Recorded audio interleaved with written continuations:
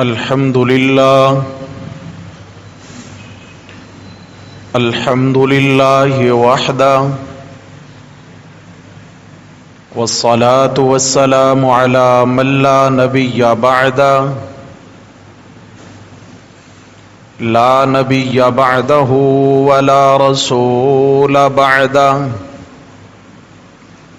لا رسول بعده ولا معصوم بعده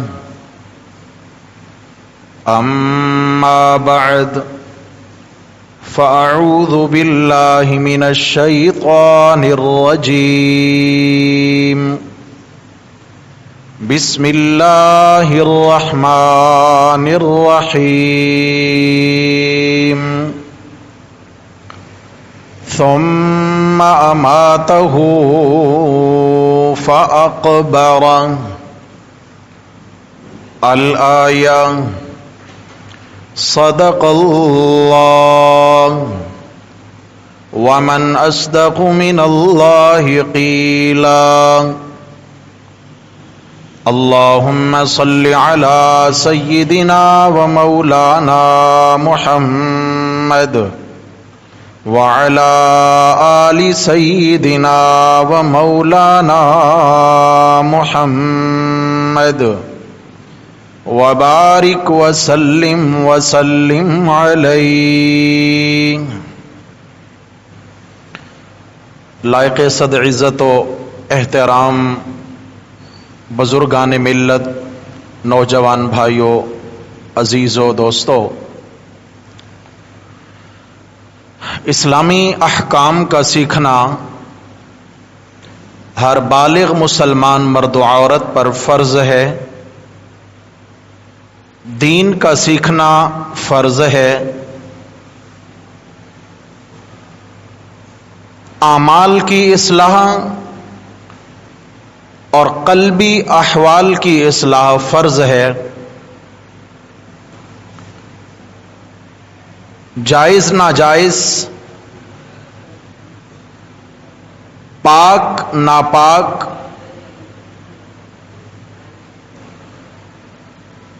کے علوم کا سیکھنا، ایمانیات کا سیکھنا، اعمال کا معیار سنت پر سیکھ کر بجا لانا، یہ ہر مسلمان مرد و عورت پر فرض ہے. اور اسی مسئلہ کو میرے پیارے نبی صلی اللہ علیہ وسلم نے اپنی مبارک زبان میں ارشاد فرمایا: طلب العلم فریضۃ علی کل مسلم و مسلمۃ. علم کا حاصل کرنا، علم سے مراد علم دین ہے، علم شریعت ہے. علم دین کا حاصل کرنا ہر مسلمان مرد و عورت پر فرض ہے. لازمی بات ہے، اگر فرض ترک ہو جائے تو دین کے اعتبار سے بڑے نقصان کا معاملہ ہے. مسلمان جو نوافل کا اہتمام رکھتا ہے وہ کبھی فرائض کو ترک نہیں کرتا، اور جو اعمال کے اعتبار سے سستی میں مبتلا ہونے لگ جاتا ہے بالآخر اس سے فرائض بھی چھوٹنے لگ جاتے ہیں. تو میرے بھائیوں، جہاں ہمیں ایمان کا سیکھنا ضروری ہے، آداب کا سیکھنا ضروری ہے، معیشت، اسلامی معیشت اور تجارت کا سیکھنا ضروری ہے، اسی طرح اسلامی معاشرت کا سیکھنا بھی ضروری ہے. جیسا کہ گزشتہ چند جمعوں سے یہ عنوان ہم پڑھ رہے ہیں کہ دنیا سے رخصت ہونے والے ایک مسلمان کے زندہ مسلمانوں کے ذمہ کیا کیا حقوق ہیں، ان کی تجہیز ہے، ان کی تکفین ہے، ان کی تدفین ہے، ان کے دیگر معاملات ہیں. اب ان کو کیسے بجا لائیں، یہ بھی چونکہ معاشرت کا حصہ ہے اور اسلامی معاشرت لازمی بات ہے وہ دوسری اقوام سے الگ ہے. کفار کے ہاں جو طریقے ہیں وہ اسلام میں نہیں ہیں. اسلام ایک الگ پہچان اور حیثیت رکھتا ہے. تو ایسے ہی مسلمان بھی ایک الگ پہچان اور حیثیت رکھتا ہے. بحیثیت مسلمان ہونے کے ہمیں اللہ کا دین سیکھنا ہے میرے بھائی.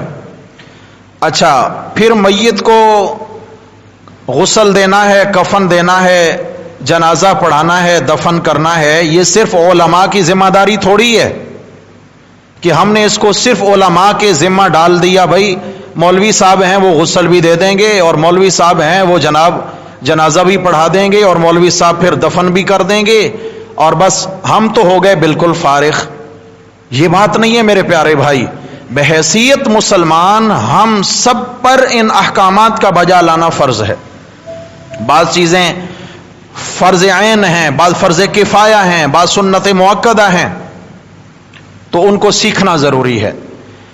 گزشتہ ہمارا جو سبق گزرا گزشتہ جمعۃ المبارک میں، اس میں ہم نے غسل میں کیا کیا چیزیں استعمال ہوتی ہیں، کفن میں کیا کیا چیزیں استعمال ہوتی ہیں، جنازہ میں کن کن چیزوں کا ہونا ضروری ہے، یہ ہم نے جو اسباب تھے تجہیز و تکفین کے ان کے متعلق پڑھا تھا. آج کے سبق میں انشاءاللہ تعالی غسل کا، میت کے غسل کا شرعی طریقہ کیا ہے اور میت کے کفن کا شرعی طریقہ کیا ہے. سیکھنا چاہیے نہیں سیکھنا چاہیے بھائی؟ نہ سیکھنے کی وجہ یہ ہوتی ہے، نہ سیکھنے کا نتیجہ یہ ہوتا ہے کہ ہر بندہ اپنا اپنا دین بنا لیتا ہے، ہر بندہ اپنا اپنا طریقہ بنا لیتا ہے، اور پھر اپنا اپنا طریقہ اگر ہم بنائیں گے تو کیا سنت ترک ہوگی؟ نہیں ہوگی. اس لیے میرے بھائیوں، رسم و رواج ہر محلے میں الگ، ہر گلی میں الگ، ہر علاقے میں الگ، ہر قوم قبیلے کے الگ، لیکن جو سنت ہے وہ بین الاقوامی ہے، وہ سدا بہار ہے. سنت انٹرنیشنل ہے. جو سنت ہوگی ساری دنیا میں ایک ہوگی. جو سنت ہوگی وہ تمام زمانوں میں ایک ہوگی. آپ علیہ السلام کے زمانہ سے لے کر قیامت تک سنت سنت ہی رہے گی، اس میں کوئی چینج اور تبدیلی واقع نہیں ہوگی. تو بہت آسان سی بات ہے، بجائے اس کے کہ ہم ہر قوم قبیلے کے رسم و رواج کو سیکھنا شروع کریں، اس سے بہتر ہے پیارے نبی صلی اللہ علیہ وسلم کی سنت والی مبارک عادت کو سیکھ لیں اور بس اسی کو اپنا لیں اور اپنی عادت بنا لیں. انشاءاللہ آسانی بھی رہے گی اور اللہ بھی راضی ہو جائیں گے. سب سے پہلی بات تو میرے بھائیوں، میت کو غسل اور کفن دینے کا اجر و ثواب کیا ہے؟ آپ صلی اللہ علیہ وسلم نے فرمایا کہ جو شخص کسی مسلمان میت کو غسل دیتا ہے، اس مسلمان میت کو غسل دینے کی برکت سے وہ ایسے گناہوں سے پاک ہو جاتا ہے جیسے اس کو اس کی ماں نے ابھی جنا ہے. جیسے نومولود بچہ گناہوں سے پاک ہو جاتا ہے، کسی مسلمان کو اللہ کی رضا کے لیے غسل دینے والا یوں گناہوں سے پاک ہو جاتا ہے. کتنے بڑے اجر کی بات ہے. 15-20 منٹ لگیں گے اور اس میں کیا ہے، ایک مسلمان کا حق بھی ادا ہو جائے گا اور اللہ بھی راضی ہو جائیں گے.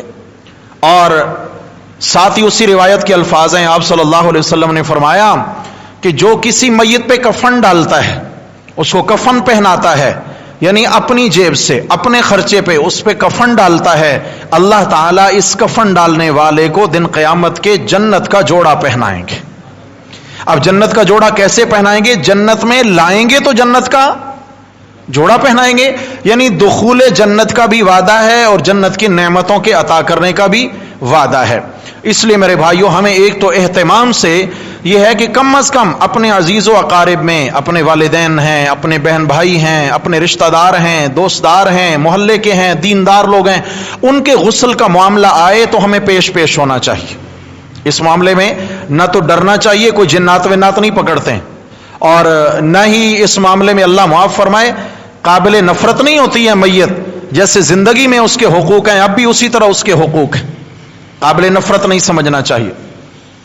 اب مسئلہ یہ ہے کہ میت کو نہلائے کون، کس پر لازم ہے؟ میت کا نہلانا سب سے پہلے اس کے قریبی عزیز و اقارب پر لازم ہے. والد کا انتقال ہوا تو بیٹے نہلائیں، بھائی کا انتقال ہوا تو بھائی نہلائیں. ایسے ہی اگر چچا تایا کا انتقال ہوا ہے تو گھر کے جو لوگ ہیں، گھر کے مرد ہیں، وہ سامنے آئیں. لیکن شرط ہے کہ وہ غسل کے مسائل سے واقف ہوں. اس لیے تو یہ سلسلہ شروع کیا کہ ہمیں غسل کے، کفن کے مسائل ازبر ہو جائیں، یاد ہو جائیں. تو میت کو سب سے پہلے قریبی رشتہ دار نہلائیں. اگر خاتون کا انتقال ہو گیا ہے تو خواتین میں جو سب سے قریبی رشتہ دار ہیں، اور ان میں پھر یہ بھی دیکھا جائے کہ زیادہ دیندار خاتون کون ہے. اچھا، زیادہ دین کے احکام و مسائل جاننے والی کون ہیں، پھر ان کی خدمات حاصل کی جائیں. وہ اپنی عزیزہ کی یہ آخری خدمت بجا لائیں. اب یہاں مسئلہ یہ ہے کہ مرد کو مرد غسل دے گا اور عورت کو عورت غسل دے گی. یہ مسئلہ خوب سمجھیے. مرد کا اگر انتقال ہو جاتا ہے تو کوئی عورت ماں سوائے اس کی بیوی کے اسے غسل نہیں دے سکتی. یعنی اگر مرد کا انتقال ہو گیا تو مرد موجود ہیں تو بیوی بھی غسل نہ دے. لیکن اگر کوئی مرد بھی موجود نہیں ہے، مسلمان کوئی مرد موجود نہیں ہے، تو اب غسل کون دے سکتی ہیں؟ ان کی بیوی ان کو غسل دے سکتی ہیں. لیکن اگر عورت کا انتقال ہو جائے تو عورت کو صرف عورتیں ہی غسل دیں گی، اپنا شوہر بھی بیوی کو غسل نہیں دے سکتا. یہ مسئلہ خوب ذہن نشین فرما لیں. غسل کے معاملہ میں ایک روایت جو بیان کی جاتی ہے یہ دوسرے طبقوں کی جانب سے کہ حضرت فاطمہ رضی اللہ تعالیٰ عنہ کو حضرت علی رضی اللہ عنہ نے غسل دیا. بالکل ایسی بات نہیں ہے، یاد رکھنا. غسل دینا الگ چیز ہوتی ہے، غسل میں مدد دینا الگ چیز ہوتی ہے. حضرت اسماء بنت عمیس رضی اللہ عنہا، حضرت ابوبکر صدیق رضی اللہ تعالی عنہ کی زوجہ محترمہ، یہ پردے میں حضرت سیدہ فاطمہ الزہرا رضی اللہ عنہا کو غسل دے رہی تھیں، اور حضرت علی المرتضی رضی اللہ تعالیٰ عنہ پردے کے باہر کھڑے ہو کر غسل کے مسائل بتا رہے تھے.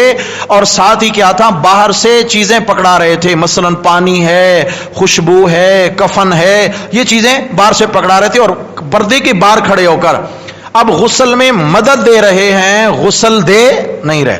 سمجھ آ گئی ہے؟ یہ مسئلہ تھا. حضرت اسماء رضی اللہ عنہا نے غسل دیا تھا حضرت فاطمہ رضی اللہ عنہا کو. تو عرض کر رہا تھا کہ میاں بیوی کے مرنے کے بعد احکامات کیا ہیں. بیوی اپنے شوہر کو غسل بھی دے سکتی ہے، شوہر کو چھو بھی سکتی ہے، اور شوہر کا چہرہ بھی شاباش بولیں دیکھ سکتی ہے. کوئی ممانعت. وجہ یہ ہے کہ یہ اسی کے نکاح کی وجہ سے ابھی عدت میں ہے، اسی کے نکاح کے بندھن کی وجہ سے عدت میں یہ رہیں گی. تو گویا کہ ایک لحاظ سے یہ ان کے رشتے میں ابھی تک قائم ہے. لیکن اگر بیوی کا انتقال ہو جاتا ہے تو شوہر اپنی بیوی کو غسل بھی نہیں دے سکتا. نکاح ختم ہو چکا، شوہر کی جانب سے نکاح ختم ہو گیا. اور اس کے علاوہ بلا حائل، یعنی کپڑے کے علاوہ اس کے بدن کو چھو بھی نہیں سکتا ہے. البتہ چہرہ دیکھ سکتا ہے. کیا؟ ایک رشتہ رہا زندگی بھر، صرف چہرہ دیکھ سکتا ہے اور کپڑے کے بنا اس کے بدن کو چھو نہیں سکتا ہے، غسل نہیں دے سکتا ہے. ایسے ہی جنازہ بھی اٹھا سکتا ہے، اور اس کو چونکہ کفن کے اوپر سے ہاتھ لگے گا تو اٹھا کے قبر میں بھی اتار سکتا ہے. اتنی اجازت ہے مرد کو. اب آپ نے مسئلہ کیا یاد رکھنا ہے، بیوی کے لیے کوئی پابندی نہیں ہے. شوہر کا چہرہ دیکھے جائز، اسے غسل دے شاباش بولو جائز، اور اس کو بلا حائل چھوئے تو بھی جائز. جائز ہے، کوئی منع نہیں ہے. لیکن شوہر کے لیے پابندیاں ہیں. غسل دینا جائز، بیوی کو غسل نہیں دے سکتا ہے. بغیر کسی کپڑے کے حائل ہونے کے چھو نہیں سکتا ہے. البتہ چہرہ دیکھ سکتا ہے، اور اس کی چارپائی کو کندھا بھی دے سکتا ہے، اور کفن کے اوپر سے اس کو ہاتھ بھی لگا سکتا ہے جیسا کہ قبر میں اتارتے وقت. یہ مسئلہ ہے میرے بھائیوں. اس طرح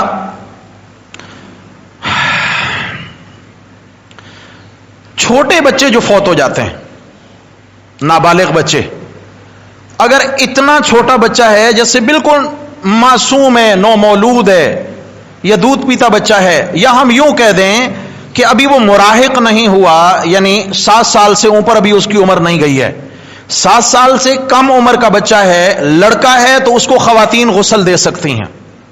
7 سال سے کم عمر کا بچہ ہے، وہ لڑکا ہے تو اس کو خواتین غسل दे सकती हैं। ऐसे ही अगर बिल्कुल नौमौलूद बच्ची है, छोटी बच्ची है, और उसे कोई खवातीन गुस्ल देने वाली नहीं है, तो कोई भी मर्द उसको गुस्ल दे सकता है, इसलिए कि ये बिल्कुल नौमौलूद है, ये औरत के हुक्म में नहीं है। समझ आ गई है? लेकिन अगर बच्चे को मर्द गुस्ल दें तो ज्यादा बेहतर है, और बच्ची को औरतें गुस्ल दें तो ज्यादा बेहतर है। तकवा की बात यही है। मर्द और औरत के गुस्ल में जो है ना फर्क नहीं है, मर्द औरत का गुस्ल तो एक ही है, कफन में फर्क है। इसी तरह ये जो बच्चा और बच्ची है, लड़के पर तमाम अहकामात मर्द वाले लगेंगे, और छोटी लड़की भले वो एक दिन की पैदाशुदा है, फिर भी इस पर गुस्ल और कफन के तमाम अहकामात पूरी औरत वाले लगेंगे। ये मसला याद रखिएगा। अच्छा, अब गुस्ल देते वक्त गुस्ल देने वाले के लिए एक हुक्म यह है कि उसका बावुजू होना शर्त है। शाबाश बोलें, क्या? किसका? गुस्ल देने वाले का बावुजू होना शर्त है। समझ आ गई है? हमारे यहां जो उमूमन वेलफेयर ट्रस्ट होते हैं, और जहां पे दिन में कई कई मैयतों को गुस्ल दिया जाता है, वो लोग फिर इस चीज का एहतमाम नहीं करते हैं। क्यों? वो तनख्वाहदार होते हैं। तो तनख्वाहदार लोग जो होते हैं, जो दिहाड़ी पे काम कर रहे हैं, या उनका ठेका है या कुछ भी है उस इदारे के साथ, उनको तनख्वाह मिलती है, तो वो इस चीज का एहतमाम नहीं करते। लिहाजा हमें चाहिए कि हम अपनी मैयत को गुस्ल खुद दें। घर की खवातीन को भी तरीका सिखाना चाहिए कि भाई अगर घर की खातून का इंतकाल हो जावे तो किस तरह तुमने डील करना है, और मर्दों को भी, जो बालिग मर्द हैं, उन्हें भी सीखना चाहिए। अच्छा जी, तो बावुजू होना क्या है जी? ये शर्त है जो भी गुस्ल। अच्छा, एक मसला बीच में रह गया, ये जो अजर बयान हुआ हदीस में कि जिसने किसी मैयत को गुस्ल दिया है तो अल्लाह उसके जिंदगी के पिछले सारे गुनाह मुआफ फरमा देते हैं, ये उसके लिए है जो बिला उजरत गुस्ल दे रहा है। ये अजर उसके लिए है जो बिला उजरत गुस्ल दे रहा है, और जो उजरत लेकर गुस्ल दे रहा है उसका उजरत लेना तो जायज है, क्योंकि वो साफ साफ क्लियर बात कर रहा है, भाई मैंने ये काम करना है उजरत पर, उसका उजरत लेना हलाल होगा, लेकिन सवाब से महरूम होगा। ये जो अजर है इससे क्या हो जाएगा जी? महरूम हो जाएगा। अच्छा, अर्ज किया था कि बावुजू हो गुस्ल देने वाला। ऐसी अगर किसी औरत की मैयत है, उसको खवातीन गुस्ल देने लगी हैं, तो खवातीन का हैज और निफास से पाक होना शर्त है। उनका बदन भी क्या हो? पाक हो, नमाजी बदन हो, और उन पर ऐसा नहीं कि अय्याम मखसूस जारी हो, कोई खातून इन अय्याम में किसी भी मुसलमान औरत की मैयत को गुस्ल ना दे। उलमा ने इसको मकरूह लिखा है, फतावा शामी के अंदर भी है, और हजरत थानवी रहमुल्लाह ने बहिश्ती ज़ेवर के अंदर भी यही मसला नकल फरमाया है। अच्छा जी, अब इसके बाद और एक मसला याद रखें, गुस्ल हमने कैसे देना है? सबसे पहले पानी तैयार कर लें, जैसे पिछले जुमा अर्ज किया था कि 2 मुट्ठी बकदर बेरी के पत्ते ले लें, पानी में उनको जोश दे दें, और फिर उसके बाद ठंडा कर लें। पानी इतना ठंडा जैसे नीम गर्म है, बस बदन के टेम्परेचर के मुताबिक जैसे होता है कि जिंदा बंदा नहाते हुए जिसको आसानी से बर्दाश्त करता है, मैयत के गुस्ल के लिए भी बस इतना ही पानी का टेम्परेचर रखा जाए। ये मैयत के इकराम में शामिल है। ऐसा नहीं कि बहुत ही यख पानी उस पर डाल दिया जाए, ऐसा नहीं कि बहुत ही खौलता हुआ गर्म पानी डाल दिया जाए। ये दोनों एतबार से मैयत की क्या है? बेइकरामी है। बोलो क्या है भाई? तकलीफ तो नहीं है, लेकिन बेइकरामी जरूर है। इसलिए ये मुसलमानों के लिए लाजिम है कि ये इस चीज का लिहाज रखें। अच्छा, अब जब गुस्ल देने लगे तो भाई हमने करना यह है कि पिछले जुमा अर्ज किया था कि बर्तन घर के भी इस्तेमाल हो सकते हैं, और अगर घर में कोई ऐसे बर्तन नहीं है तो बाजार से नए बर्तन भी मंगवाए जा सकते हैं। फिर उसके बाद जगह बापर्दा बनानी चाहिए। कहीं घर में गुस्ल देने लगे हैं, सबसे पहले पर्दा बांध दें। जाग रहे हैं? क्या करें भाई? पर्दा बांध दें। समझ आ गई है? और हुजूम ना करें। ये हुजूम का मौका नहीं है कि इसलिए कि एक मुसलमान के सतर का मसला है, तो यहां हुजूम ना करें। 2, 3, 4 जिन लोगों की जरूरत है गुस्ल में मदद करने की या गुस्ल देने की, मेरे ख्याल में 2, 3, 4 लोग बहुत होते हैं, तो बस ये काफी हैं, इससे ज्यादा लोग ना आए। लेकिन याद रखना, जिस तरह जिंदगी में किसी जीते जागते मुसलमान का सतर देखना किसी मुसलमान पर नाजायज और गुनाह कबीरा है, मरने के बाद भी किसी मुसलमान का सतर देखना गुनाह कबीरा है। मसला खूब याद रहे, मरने के बाद भी किसी का सतर देखना गुनाह कबीरा है।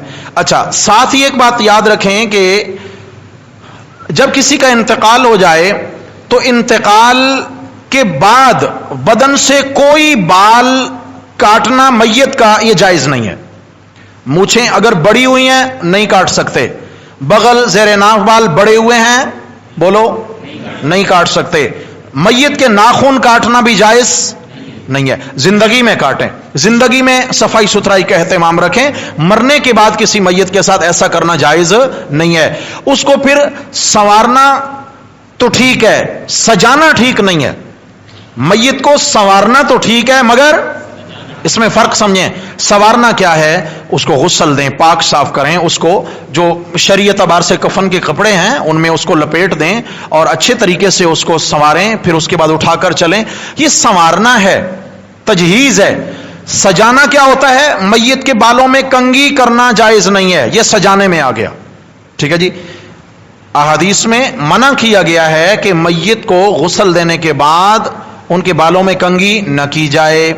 ایسے ہی میت کے بالوں میں تیل نہ لگایا جائے, ایسے ہی میت کے سرما شبئی بولو نہیں لگایا جائے گا, ایسے ہی میت کو جیسے لپسٹک وغیرہ خاتون ہے تو اس کا میک اپ وغیرہ یہ نہ کیا جائے. میت کو مہندی بھی نہ لگائی جائے, خاتون میت ہے تو اس کو مہندی بھی نہ لگائی جائے. اچھا, ہمارے بعض معاشروں میں تو یہ دستور ہے اگر کنواری نوجوان بچی کا انتقال ہو جاتا ہے تو باقاعدہ اس پر ایک لال رنگ کی چادر ڈالی جاتی ہے. ہاں جی, ایک دلہن کا کانسیپٹ دیا جاتا ہے. لڑکا جوان اس کا انتقال ہو جائے تو جناب علی اس کی عمر باقاعدہ نوٹوں کے ہار رکھے جاتے ہیں. انا للہ, بھائی اس کی شادی تھوڑی ہو رہی ہے اللہ کے نیک بندو, یہ تو آخرت کا سفر ہے, یہ تو جا رہا ہے یہاں سے, یہ کفن کے حصے نہیں ہے. لہذا یہ ناجائز ہے, یہ ہندوانہ رسمیں ہیں, یہ مسلمانوں کے اندر یہ چیزیں داخل ہو چکی ہیں. تو ہم نے کیا کرنا ہے جی, میت کو سنوارنا تو ہے مگر سجانا نہیں ہے. سمجھ آ گئی نا جی, سجانے کی اجازت میت کو نہیں ہے. اسی میں آ گیا کہ اس کو سرما بھی نہیں لگایا جا سکتا. اچھا, ایک جگہ ایسی میت ہو گئی کہ وہاں پانی بالکل نہیں ہے. اب غسل دینا میت کو فرض ہوتا ہے, یاد رکھنا. میت کا بدن اگر جنبی نہیں تھا یعنی اس پر غسل فرض نہیں تھا, پھر بھی میت کا غسل زندہ لوگوں پر کیا ہے, فرض ہے. اتنا اہتمام ہے, اتنا اہتمام کہ اگر آپ نے دریا میں کسی ڈوبتے ہوئے انسان کی لاش نکالی ہے, اب وہ پانی میں ہی ہے, تو بھی وہاں سے نکال کے اس کو غسل دینا فرض ہے. وہاں سے نکال کے اس کو غسل دینا. اچھا, اس پانی, وہ جو پانی میں ڈوبا رہا وہ پانی اس کی طرف سے کفایت نہیں کرے گا. البتہ اگر اتنا کیا جائے جیسے کنارے لائے میت کو اور اس کو نکالنے سے پہلے یہ ہے کہ ہاتھ سے ہلکا ہلکا مل دیا اور پانی میں اس کو اچھے سے تھوڑا ہلا دیا کہ بدن یعنی غسل کی نیت سے اس کا سر مل دیا, اس کے بدن کو تھوڑا سا مل دیا اور اس پہ پانی وہیں جو ہے نا ڈال دیا, یا پانی میں اس کو تھوڑا سا حرکت دے دی غسل کی نیت سے, تو فریضہ ادا ہو جائے گا. لیکن یہ زندوں کا عمل ہے, دیکھیں نا, زندہ شخص جب عمل کرے گا اس پر تو فریضہ ادا ہوگا. اگر میت خود لہروں کے تھپیڑے کھاتی رہے پھر بھی اس کے غسل کا فریضہ ادا نہیں ہوگا. کسی علاقے میں پانی نہیں ہے اور میت ہو گئی ہے, اب کیا کریں بھائی, غسل کے لیے تو پانی ہے نہیں, تو اب اس کو تیمم کرا دیا جائے. تیمم کا بھی طریقہ ہمیں سیکھنا ہے جی انشاءاللہ. ہاں بھائی, تیمم کا طریقہ بھی ہمیں سیکھنا ہے. اللہ تعالی ہمیں کامل نمازی بناویں. نمازی کے لیے تو یہ تو نماز کے, یہ تو تمام نماز کے اسباب ہیں. وضو نماز کا سبب ہے, اسی طرح غسل نماز کا سبب ہے, پاک کپڑا نماز کا, یہ اسباب ہیں, اور اسی طرح تیمم بھی نماز کا سبب ہے. ان کو میرے بھائیوں ہم سیکھیں گے انشاءاللہ تعالی. تو اس کو کیا کرا دیا جائے, تیمم کرا دیا جائے. لیکن تیمم کرا دینے کے بعد اگر جنازہ پڑھنے سے پہلے پتہ چل گیا کہ پانی تو ہے بھائی, پانی کہیں میسر آ گیا, اب اس کا تیمم ختم ہو جائے گا اور اس کو غسل دے کر کے پھر اس پہ نماز جنازہ ادا کی جائے گی. سمجھ آ گیا جی مسئلہ. اب طریقہ سمجھیں جی غسل دینے کا.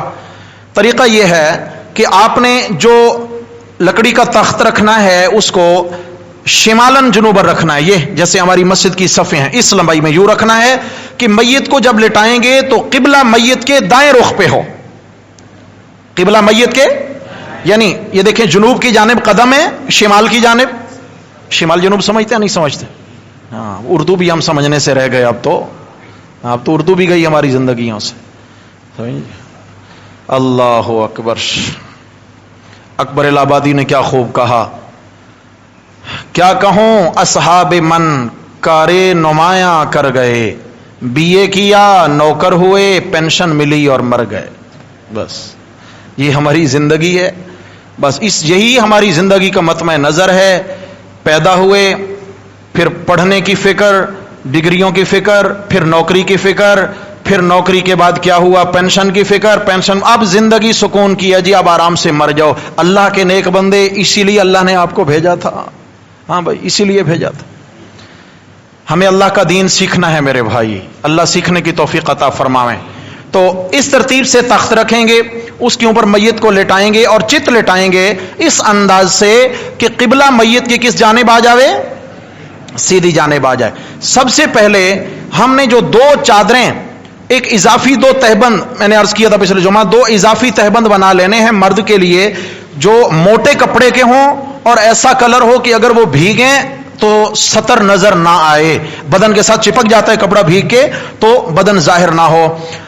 تو مرد کا جو ہے ناف سے لے کر بہتر تو ہے کہ پنڈلیوں تک، بہتر تو ہے پنڈلیوں تک، نہیں تو کم از کم گھٹنوں سمیت یہ ڈھانپ لے، یہ سطر ہے، ناف سے لے کر گھٹنوں سمیت یہ مرد کا سطر ہے، یہاں سے وہاں تک یہ تہبند ڈال دیں گے اور ساتھ ہی کیا کریں گے، آپ جو ہے نا چاک کریں گے اس کے کپڑوں کو، کیوں کہ کھینچ کھینچ کے اتارنا نہیں ہے، یہ تکلیف ہے، بے اکرامی ہے، اس میں بھی کتر لیں ان کو اور چاک کر کے کپڑے اتار لیں، اور پھر جس وقت قمیض اتر جائے، بنیان اتر جائے، اب کیا ہے جی، شلوار اتارنے سے پہلے اس کے اوپر آپ تہبند ڈال دیں تاکہ اس کا سطر ڈھک جائے۔ پھر کیا کرنا ہے جی، پانی ساتھ رکھا ہوا ہے، دیگر لوازمات موجود ہیں، آپ نے ایک الٹے ہاتھ پہ دستانہ چڑھا لینا ہے، الٹے ہاتھ پہ کپڑے کا سلا ہوا دستانہ کہ وہ گھٹے تک آ جائے اور یہاں بند جائے، لیکن اتنا وہ کھلا ہو کہ اس میں ہاتھ موومنٹ کر سکے، سمجھا کہ نہیں، بالکل ایسے کلوز نہ کر دے ہاتھ کو۔ تو جو مٹی کے ڈھیلے رکھے ہوئے ہیں، سب سے پہلے 3 یا 5 ڈھیلوں سے میت کا استنجا کروایا جائے گا، میت کا استنجا۔ پھر وہ مسئلہ یاد رکھیں کہ زندہ شخص کے سطر کو جس طرح دیکھنا جائز نہیں ہے، اس طرح اس کو چھونا بھی جائز، بغیر کپڑے کے چھونا جائز نہیں ہے، ایسے ہی میت کو غسل دیتے وقت بغیر کپڑے کے چھونا جائز، اس لیے عرض کیا کہ ہاتھ پہ کیا آ جائے گا، دستانہ آ جائے گا۔ تو کیا ہے، ایک ڈھیلا، دوسرا، تیسرا یا پھر 5 ڈھیلے اور یہ پھینک دیں، پھر اس کے بعد پانی بہائیں اور استنجا کروا لیں۔ اب دیکھیں غسل شروع ہو گیا، اب ہم نے کیا کرنا ہے، اب جناب علی یہ کریں گے کہ میت کو اس کے بعد ہم نے استنجا کے بعد وضو کروانا ہے۔ میت کے وضو اور زندہ کے وضو میں فرق ہے۔ زندہ جب وضو شروع کرتا ہے تو سب سے پہلے ہاتھ دھوتا ہے، لیکن میت کے ہاتھ نہیں دھلوانے، میت کے ہاتھ نہیں دھلوانے، میت کو باضابطہ کلی نہیں کروانی، میت کی ناک میں باضابطہ پانی نہیں ڈالنا۔ یہ وہ میت ہے کہ جس پر غسل فرض نہیں تھا، یعنی عورت ہے تو حیض نفاس والی اگر تھی تو فرض تھا، اور اگر مرد ہے اس کو غسل ویسے فرض تھا، تو اس کا طریقہ میں آگے چل کے بتاتا ہوں، اس کے کلی اور ناک میں پانی ڈالنے کا الگ مسئلہ ہے۔ یہ عامی میت ہے جو عام ایک مسلمان فوت ہو گیا، پاکی کی حالت میں فوت ہوا، تو اب اس کا غسل کہاں سے شروع کرائیں گے، استنجا ہو گیا۔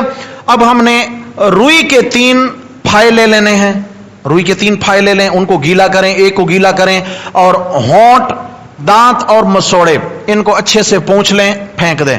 پھر دوسرا ایسے ہی گیلا کر کے جو ہے نا اسی طرح ان کو اندر سے لگا کے پھر پھینک دیں، تیسرا بھی ایسے ہی دانتوں سے، ہونٹوں سے، مسوڑوں سے پھیر کر کے اس پہ پھینک دیں، اور پھر ناک کے لیے بھی 3 پھائے لینے ہیں روئی کے، ان کو گیلا کریں اور ناک کے نتنوں کے اندر سے گھما کے ایک کو پھینکیں، پھر دوسرا، تیسرا، تو یہ کلی اور ناک میں پانی ڈالنے کے مترادف ہو جاوے گا۔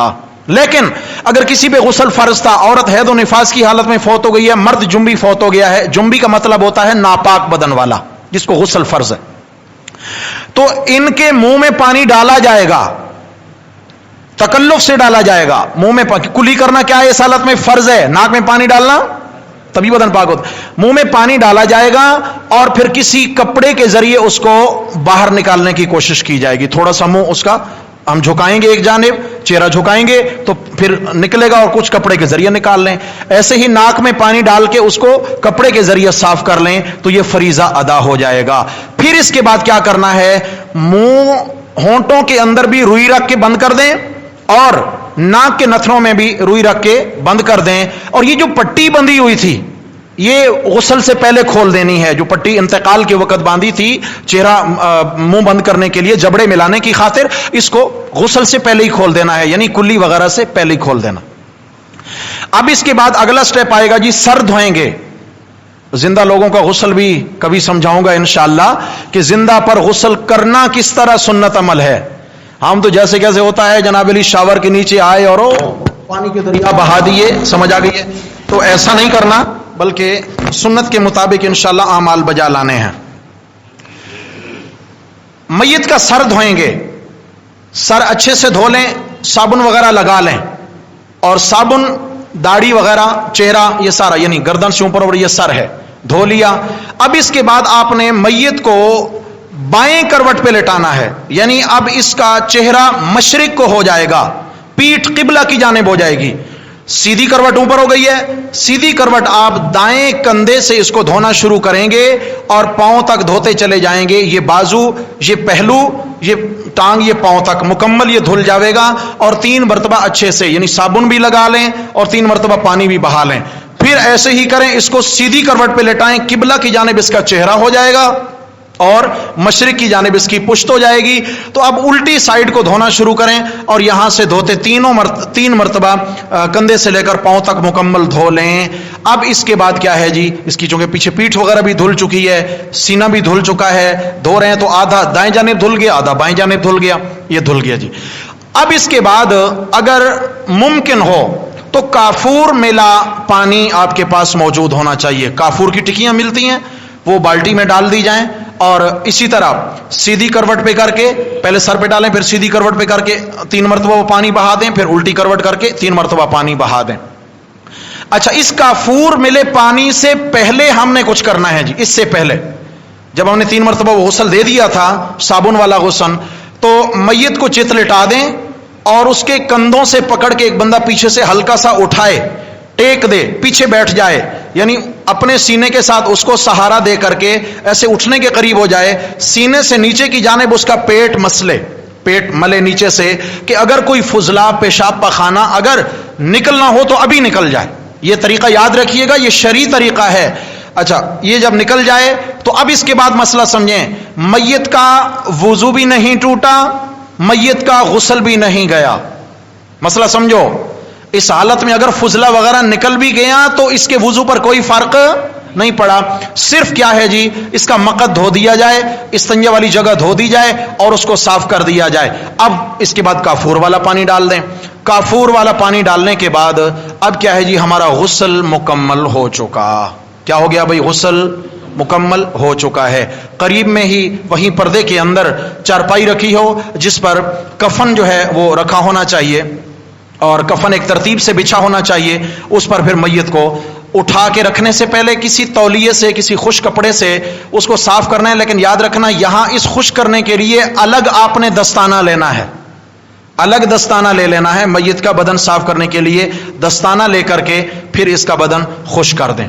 अच्छा, अगर अल्लाह न करे गुस्ल के वक्त किसी किस्म का कोई ऐब दिखे मैयत में, उसका चेहरा बिगड़ गया है या कोई इस तरह की चीजें, अल्लाह माफ फरमाए, बदन में कोई ऐब जाहिर हुआ है, तो गुस्ल देने वालों के लिए लाजिम है कि वो मुसलमान मैयत के ऐब पर पर्दा डालें।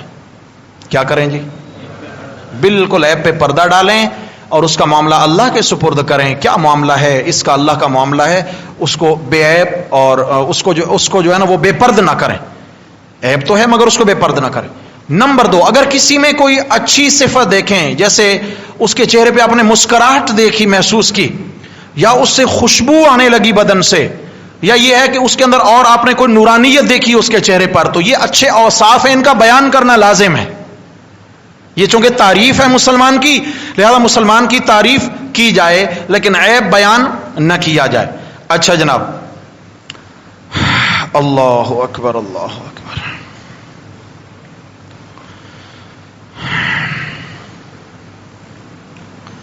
गुस्ल देते वक्त अगर बदन का कोई हिस्सा खुश्क रह गया हो, गुस्ल दे रहे थे, بے دھیانی میں جلدی میں ہوا اور جسم کا کوئی حصہ پشت کی جانب سے یا کہیں بھی خشک رہ گیا، بعد میں پتہ چلا جب غسل دے چکے ہیں اور تولیے سے اس کے قطرات وغیرہ بھی خشک کر چکے ہیں، پتہ چلا کہ یہ تو ایڑی خشک تھی یا بغل میں کوئی جگہ خشک تھی یا کہیں، بس وہیں پر تھوڑا سا پانی بہا دینا کافی ہے، دوبارہ سے سارے بدن بھر پانی نہیں بہایا جائے گا، اسی پر ہی پانی بہا دینا یہ کافی ہے، اور ایسے ہی بس اس کا غسل کیا ہو گیا جی، مکمل ہو گیا۔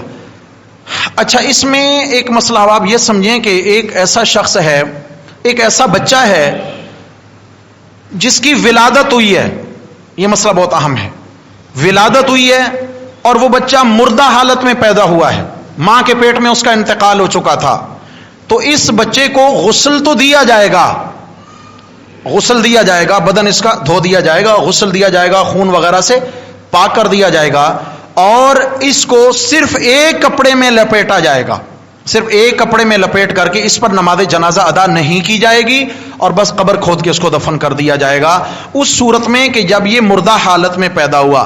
لیکن اگر بچہ دنیا میں آیا، بس ایک لمحہ کے لیے بھی اس میں زندگی کی کوئی رمق دیکھنے کو ملی ہے، سانس چل رہی تھی، پھر انتقال ہو گیا، تو اس پر تمام وہ احکامات لاگو ہوں گے جو زندہ میت پر لاگو ہوتے ہیں۔ اس کا غسل بھی عام لوگوں کی طرح ہوگا، اس کا کفن بھی عام لوگوں کی طرح ہوگا، اور اس پر نماز جنازہ بھی پڑھی جائے گی، اس کی قبر بھی باقاعدہ طور پہ شرعی بنا کر کے شرعی طریقوں سے اسے دفن کیا جائے گا۔ لیکن ایک ایسا بچہ ہے جو دوران ولادت انتقال کر گیا، اس مسئلہ کو سمجھیے، دوران ولادت انتقال کر گیا، دوران ولادت کی ایک لمٹ ہے، ایک حد ہے، بچہ اگر چونکہ شرعی مسائل ہیں تو ان کا سیکھنا بہت ضروری ہے، بچہ پیدا ہونے لگا، اگر سر کی جانب سے بچہ پیدا ہو رہا ہے، سینے کی جانب تک بچہ دنیا میں ظاہر ہو چکا، باقی بدن اس کا ماں کے پیٹ میں ہے، سینے تک اگر ظاہر ہو چکا اور اس کے بعد انتقال ہوا ہے تو اس پر تمام زندہ کے احکامات لگیں گے، جیسے یہ بچہ مکمل زندہ پیدا ہوا ہے اور بعد میں انتقال ہوا تو اس کو غسل، کفن، جنازہ ہر چیز ہوگی۔ اگر یہ پاؤں کی جانب سے پیدا ہوا ہے بچہ تو ناف تک اگر یہ بچہ دنیا میں ظاہر ہو چکا تھا اور اس کے جسم میں زندگی کے آثار تھے، بعد میں دیکھا تو زندگی کے آثار غائب، تو اب اس پر بھی زندہ کا حکم لگے گا، ناف تک اگر یہ بچہ دنیا میں ظاہر ہو چکا۔ لیکن اس سے کم، جیسے ایک بچہ صرف اس کا سر ظاہر ہوا، اس کے بعد انتقال ہو گیا، اب اس پر زندہ کے احکامات نہیں، کیونکہ کم حصہ دنیا میں ہے، زیادہ حصہ ابھی دنیا میں نہیں آیا ہے، تو لہذا اس پر وہ ابھی احکامات نہیں لگیں گے۔ تو حضرات محترم، عرض کیا ہے کہ غسل دینے سے اللہ تعالیٰ ساری زندگی کے گناہ معاف فرما دیتے ہیں، اور اگر کوئی کسی پہ کفن ڈالتا ہے اللہ تعالیٰ اس کے بدلے میں اس کو جنت کا ایک جوڑا پہنائیں گے۔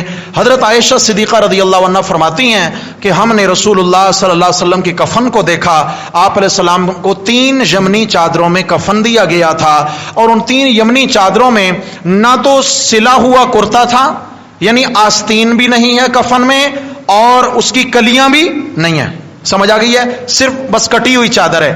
آپ علیہ السلام کے کرتے میں آستینیں بھی نہیں تھیں اور کلیاں بھی نہیں تھیں، اور آپ علیہ الصلوۃ والسلام کے کفن میں پگڑی بھی شامل نہیں تھی۔ بولو کیا؟ یہ صحیح بخاری کی حدیث ہے۔ ہمیں دین سیکھنا ہے میرے بھائی، ہم کو کہنے جی یہ تو بہت بڑا عالم ہے، لہذا بھائی مرنے کے بعد اس کے سر پہ تو ویسا ہی امامہ رکھیں جیسا یہ دنیا میں پہنتے تھے، یاد رکھنا یہ ناجائز ہے، یہ بدعت ہے، آپ علیہ السلام کی سنت کے خلاف ہے۔ تو میرے بھائیوں، ہم نے یہ نہیں دیکھنا کہ ہمارا دل چاہ رہا ہے کہ ایسا ہو جائے، ہم نے یہ دیکھنا ہے کہ اس وقت میرے اللہ کی چاہت کیا ہے۔ کیا دیکھنا ہے جی؟ میرے اللہ کی چاہت کیا ہے۔ اب اس کے بعد جی کفن کے کتنے کپڑے ہیں، کفن کیسے پہنایا جائے گا، زندگی رہی تو انشاءاللہ اگلے سبق میں اللہ تبارک و تعالی ہم سب سے اللہ تبارک و تعالی دین متین کو سیکھ کر اس کے مطابق عمل پیرا رہنے کی توفیق نصیب فرمائیں۔ اقول قولی ھذا استغفر اللہ واتوب الیہ۔